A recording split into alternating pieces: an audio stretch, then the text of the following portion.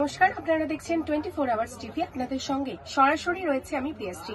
এই মুহূর্তে আমার সঙ্গে রয়েছেন তৃণমূলের নেতা দেবাংশু ভট্টাচার্য। দাদা, প্রথমে আপনাদেরকে স্বাগত জানাই আমাদের চ্যানেলে। ধন্যবাদ। আপনাদের সকল দর্শককে শুভেচ্ছা।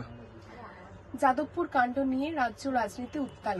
আজকে আমরা দেখলাম যাদবপুরে পোস্টার পড়েছে কাশ্মীর নিয়ে, আজাদ কাশ্মীর চাইছে, ভারত ভাগ করতে চাইছে, ভারত বিরোধী স্লোগান পড়েছে, কিন্তু এখনো পর্যন্ত কিন্তু যাদবপুর বিশ্ববিদ্যালয়ের পক্ষ থেকে সেই পোস্টার মোছা হয়নি। দেখুন, এটাই তো দুঃখের বিষয় যে আমাদের এমন একটা ইউনিভার্সিটি যেটা গোটা পৃথিবীর মধ্যে ভারতবর্ষের তথা পশ্চিমবঙ্গের নাম উজ্জ্বল করে, মুখ উজ্জ্বল করে, এরকম একটা ইউনিভার্সিটিতে হাজার খানেকের ওপর ছাত্রছাত্রী রয়েছে, কিন্তু সেখানে হাতে গোনা কয়েকজনের জন্য যে পরিমাণ বদনামের সম্মুখীন হতে হচ্ছে যাদবপুর ইউনিভার্সিটিকে, আমার মনে হয় এবার সময় এসছে। কারণ আমরা তো পুলিশ ঢোকানোর পক্ষপাতী নই যে পুলিশ তার চিরাচরিত ইউনিফর্মে বন্দুক নিয়ে ঢুকবে। কারণ আমরা বুদ্ধদেব ভট্টাচার্য নই যিনি 2010-এ পুলিশ ঢুকিয়ে পিটিয়েছিলেন, আমরা বামফ্রন্ট সরকার নই যারা 2005-এ পুলিশ ঢুকিয়ে ছাত্রছাত্রীদের পিটিয়েছিল। ফলে আমরা এই নীতিতে বিশ্বাসী নই। কিন্তু আমরা মনে করি যাদবপুরের ভেতরের ছাত্রছাত্রীদেরই এটার বিরুদ্ধে আন্দোলন গড়ে তুলতে হবে। কারণ এই 100-150 জনের জন্য বাকি কয়েক হাজার ছাত্রছাত্রী কেন বদনামের শিকার হবে? কেন আজকের দিনে গার্জেনরা এত ভালো একটা ইউনিভার্সিটিতে ছেলে মেয়েদের পাঠানোর আগেও ভাববে যে আমার ছেলেটার অবস্থা স্বপ্নদ্বীপের মতো হবে না? তো এই চিন্তা ভাবনা কেন করতে হবে? প্লাস এরকম দেশের অবিচ্ছেদ্য অঙ্গ কাশ্মীর, সেটাকে ভাগ করার পক্ষে যারা কথাবার্তা বলেন, আমার মনে হয় কোথাও গিয়ে এর বিরুদ্ধে, আমি আবার বলছি, যাদবপুরের ভেতরের বাকি ছাত্রছাত্রীরা যারা, তাদেরকে আন্দোলন গড়ে তুলতে হবে, তাদেরকে একটা অভ্যুত্থান গড়ে তুলতে হবে, তবেই এর থেকে নিস্তার পাওয়া সম্ভব। সুকান্ত মজুমদার বলছে যাদবপুর নিয়ে জল খোলা করছে অতিবাম এবং তৃণমূলেরা। সুকান্ত ভট্টাচার্যের এখানে কোনো রোল নেই, তারা বেকার, এখানে দুধ ভাত প্লেয়ার, তারা বেকার এখন করছে। ওই আমরা ছোটবেলায় কুমিরডাঙ্গা খেলতাম, খুব বাচ্চা খেলতে চলে আমরা বলতাম দুধ ভাত। বিজেপির এখানে কোনো রোল নেই, এবং বিজেপি যে প্রসেসে জেএনইউ বা ডিইউতে কাজ করেছে সেটা অগণতান্ত্রিক প্রসেস। সেই অগণতান্ত্রিক প্রসেস ফলো করে যে কোনো জায়গায় দখল করা যায়। কিন্তু আমরা চাই ছাত্রছাত্রীদের মন জয় করে আমরা যাদবপুর জিতবো, আজ না হোক কাল। সময় সাপেক্ষ, একদিন যাদবপুরে আমাদের কিচ্ছু ছিল না। আজকে তৃণমূল ছাত্র পরিষদের কর্মী যারা আছেন, আমি যদিও তৃণমূল ছাত্র পরিষদ করি না, তৃণমূল ছাত্র পরিষদের যারা কর্মীরা আছেন, যারা নেতৃত্বরা আছেন, তাদের প্রত্যেকের লড়াইতে, তাদের প্রত্যেকের মাঠে টিকে থাকার যে সেই জায়গা থেকে দাঁড়িয়ে আজকে অনেকটা শক্তি বৃদ্ধি হয়েছে তৃণমূল ছাত্র পরিষদের যাদবপুরের অন্দরে। আমরা মনে করি শক্তি বৃদ্ধি হচ্ছে আস্তে আস্তে। আমরা একদিন যাদবপুর বিশ্ববিদ্যালয় মানুষের মনে জায়গা করে নেব, ছাত্রছাত্রীদের মনে, কিন্তু সেটা গণতান্ত্রিক উপায়, মানুষের নির্বাচন, ছাত্রছাত্রীদের যে নির্বাচন প্রসেস তার মধ্যে দিয়ে গিয়ে। কিন্তু আমরা কখনোই ওই সার্জিক্যাল স্ট্রাইক করে দাও, পুলিশ ঢুকিয়ে পিটিয়ে দাও, গুলি করে দাও, বুলডোজার দিয়ে ভেঙে দাও, এই পলিসিতে বিশ্বাসী নই। দাদা, আজকে ফালাকাটার বিজেপি বিধায়ক দীপক বর্মনকে সাসপেন্ড করা হয়েছে বিধানসভা থেকে স্পিকারের প্রতি অভব্য আচরণের জন্য। এর আগেও আমরা দেখেছিলাম যে বিজেপির অগ্নিমিত্রা পাল থেকে শুরু করে শুভেন্দু অধিকারীকে বিধানসভা থেকে সাসপেন্ড করা হচ্ছে। বারবার তাদেরকে যে সাসপেন্ড করা হচ্ছে, কিভাবে দেখছেন ব্যাপারটা? এই তো স্পিকারের সাথে খারাপ ব্যবহার করলে তো সাসপেন্ড করা হবেই। আমরা তো এরকম করি না যে কোনো বিল আসছে তখন সাসপেন্ড করে বাইরে বার করে দিয়ে পাশ করিয়ে দিলাম, যেটা সেন্ট্রাল গভর্নমেন্ট করে। কেন্দ্রে কোনো একটা বিল আসছে, বিল আসার সময় 100-150 জন এমপিকে সাসপেন্ড করে দিল। এই জিনিস দেখেছেন পশ্চিমবঙ্গে? হয় না। সাসপেন্ড হয়েছে, 1-2 জন খারাপ ব্যবহার করেছে হয়েছে। একজন ফালাকাটার এমএলএ কদিনের জন্য সাসপেন্ড করে তৃণমূলের কি লাভ? 60-65টি এমএলএ আছে, ওর একটা যদি 4 দিনের জন্য সাসপেন্ড হয়, 65 কমে 64 হবে। অলরেডি আজকে 63 হয়ে গেছে। তাপসী মণ্ডল তৃণমূলে চলে এসেছে, হলদিয়ার বিজেপি বিধায়ক। তো এখন বিষয়টা হচ্ছে যে আমাদের কি লাভ তাতে? তো স্পিকার সিদ্ধান্ত নিয়েছেন, স্পিকারের সাথে অভব্য আচরণ, এবং বিজেপি বিধায়কদের তো এমনি কোনো সহবত জ্ঞান নেই, তাদের মধ্যে অধিকাংশই সভ্যতা জানেন না। তো স্বাভাবিকভাবে সেই জায়গা থেকে যা হওয়ার তাই হয়েছে। এবং বিধানসভা থেকে আস্তে আস্তে এই যে কদিন আগে একটা খুব গুরুত্বপূর্ণ বিষয় নিয়ে যখন সম্ভবত বাজেট সেশন বা তার পরবর্তীকালে বিজেপি বিধায়করা নিজেরাই বয়কট করে বাইরে চলে এসেছিলেন, মমতা বন্দ্যোপাধ্যায়, আপনাদের মনে আছে?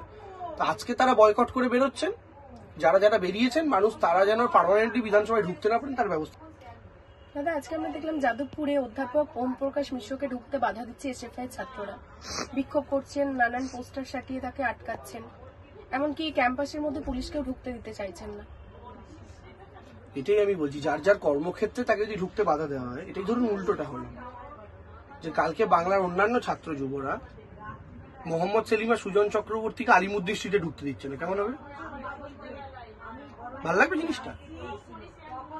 আমি আবার বলছি এগুলো অগণতান্ত্রিক প্রসেস, এবং সিপিএম, এসএফআই মাওবাদীদের সঙ্গে মিলিতভাবে, কিছু অতিবাম সংগঠনের সঙ্গে মিলিতভাবে যে কাজটা যাদবপুরে করছে সেটাই ওরা 34 বছর বাংলায় করেছে।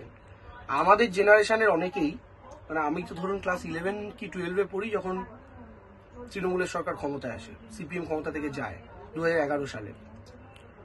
আমার থেকেও যারা ছোট ছোটরা আছেন, যারা সেভাবে সিপিএম এর সরকারকে জ্ঞানত হয়তো দেখেননি, আমিও তাও ক্লাস 8-9 থেকে পলিটিক্যালি সচেতন রাজনীতি নিয়ে চর্চা করতাম।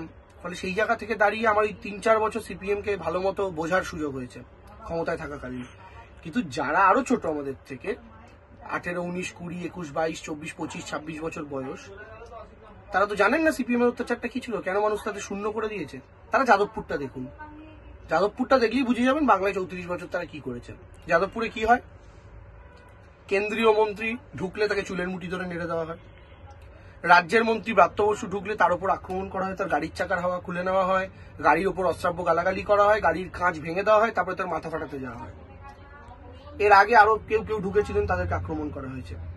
আমার কথা হচ্ছে, আমি কারোর সঙ্গে রাজনৈতিক আদর্শের সঙ্গে আমি সমমনোভাবাপন্ন নাই হতে পারি, আমার কাউকে পছন্দ রাজনৈতিকভাবে নাই হতে পারে, আমি তো লড়াইটা রাজনৈতিকভাবে লড়বো। কিন্তু আমি তাদেরকে ফিজিক্যালি অ্যাটাক করে তাদেরকে যখন ঢুকতে দিচ্ছি না, আটকানোর চেষ্টা করছি, এটাই আমার অগণতান্ত্রিক যে চেহারা সেটাকে প্রকাশ করে দিচ্ছে। এভাবেই তারা বাংলার মাটিতে দীর্ঘদিন পঞ্চায়েত নির্বাচন, পৌরসভা নির্বাচনও করেছে, কোনো বিরোধী প্রার্থী থাকবে না, তারা আজকের দিনে দাঁড়িয়ে বড় বড় কথা বলে। তো সেই জায়গা থেকে দাঁড়িয়ে আমি বারবার বলতে চাই যে সিপিএম 34 বছর যে কাজটা গোটা রাজ্যে করেছে, আজকে যাদবপুরে করছে, ওইটুকু জায়গায় তারা টিকে আছে বলে। আর নেহাত মমতা বন্দ্যোপাধ্যায় দয়াশীল, সেই কারণে মমতা বন্দ্যোপাধ্যায় তার নীতিতে অটুট, সেই কারণে মমতা বন্দ্যোপাধ্যায় সেই কাজটা করবেন না যেটা অন্যান্য স্টেটে অন্যান্য গভর্নমেন্ট এসব শক্তির বিরুদ্ধে করে। সেই জায়গা থেকে দাঁড়িয়ে আমি আমার বামপন্থী ছাত্র সংগঠনের বন্ধুদের কাছে, ইনক্লুডিং এসএফআই, অনুরোধ করব, দয়া করে আপনারা নিজেরা গণতন্ত্র হরণ করে বাকিদের গণতন্ত্রের বার্তা দেবেন না। দাদা, আজকে যাদবপুরে মুখ্যমন্ত্রী মমতা বন্দ্যোপাধ্যায়ের দীর্ঘদিনের স্বপ্নের প্রকল্প দেউচা পাচামি, সেই দেউচা পাচামি আলাদা করার ডাক দেওয়া হচ্ছে। দেউচা পাচামি আলাদা করা বলতে? আলাদা করার ডাক দেওয়া হচ্ছে, সেই পোস্টারও পড়েছে সেখানে। দেউচা পাচামি আলাদা বলতে ওরা কি বোঝাতে চাইছে তুই বুঝছি না। দেউচা পাচামি আলাদা মানে এইটা সত্যি মাথায় ঢুকছে। মানে কিছু দাবি আপনাকে করতে হবে, বলে খায়া দেওয়া কাম নাই যে কথাটা আছে না, ওদের কোনো কাজ নাই সত্যি কথা বলতে। কারণ এই আমি আবার বলছি যে 1000 স্টুডেন্ট ওখানে, যদি 10,000 ছাত্রছাত্রী হয়, 9,500 ছেলে মেয়ে ওখানে পড়াশোনা করতে যায়। এই 400-500 হনুমান বা বাদর আছে, এইগুলোর আর কোনো কাজ নেই। কিছু একটা দাবি দিতে হবে। আপনি যাদবপুরে গিয়ে কখনো দেখতে পাবেন না কোনো পোস্টার নেই, পোস্টার থাকুক, এটা একটা রাজনৈতিক চর্চা, এটা নিয়ে আমাদের কোনো আপত্তি নেই। কিন্তু যখন দাবি কিছু নেই তখন আমি মানে একদম মাটি খুঁড়ে দাবি বার করে আনছি। দেউচা পাচামি আলাদা করতে হবে, আমি তো সত্যি প্রথম শুনলাম আপনার কাছে, আমি জানি না কি বলেছে, এটা কি বলতে চাইছে, মানে এটার অর্থটা কি। মানে আমি আবার বলছি, এই স্বপ্নদ্বীপের হত্যা থেকে শুরু করে এখনো পর্যন্ত যাদবপুরে যে এপিসোড পরপর, বাংলার মানুষ কিন্তু যাদবপুর বিশ্ববিদ্যালয়ের, বাংলার মানুষের মনে যাদবপুর বিশ্ববিদ্যালয়ের যে ইমেজ, সেটা আস্তে আস্তে অবনমন ঘটছে, এবং তার জন্য কিন্তু ওই হাতে গোনা 5-7% ছেলে মেয়ে দায়ী। বাকি ছাত্রছাত্রীরা যদি এখান থেকে অভ্যুত্থান না করেন, এখান থেকে যদি লড়াই ফিরিয়ে না দেন, তাহলে কিন্তু আগামী দিনে যাদবপুর বিশ্ববিদ্যালয়ে ছেলে মেয়েদের ভর্তি করার ক্ষেত্রে মা বাবারাও চিন্তা ভাবনা করবে।